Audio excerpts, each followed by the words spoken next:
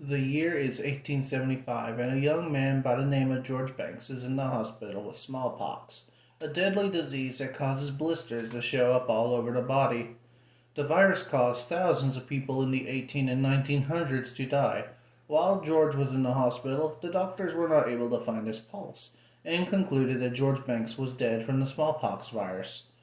Because his family was poor, they shoved George into a coffin to prevent the spread of the virus, and asked a carriage driver by the name of Jim Connors to take his body to the graveyard so they can bury the body. While George was being taken to the graveyard, he was able to make a small moan and got the attention of Mary Thompson, a lady who was walking down the street, when she decided to stop Jim Connors and ask him to open the coffin and release George. But Connors told the lady that George was dead and that he wasn't going to open the coffin. So Mary got a crowd of people to stop the carriage and force him to open the coffin and check to see if he was alive. But when he did that, he just shut it again and said that he was dead and to let him through.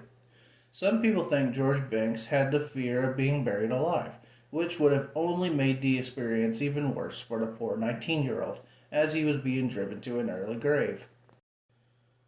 George would not be rescued. After he was buried alive, he would suffer a long and painful death due to being buried alive, as well as not having enough strength to let people know that he was alive.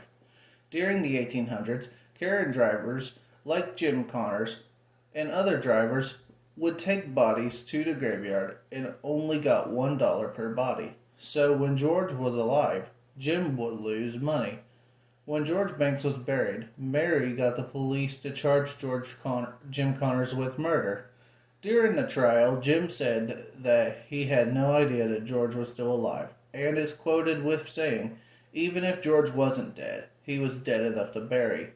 Jim Connors was not charged with the murder of George. Connors was released.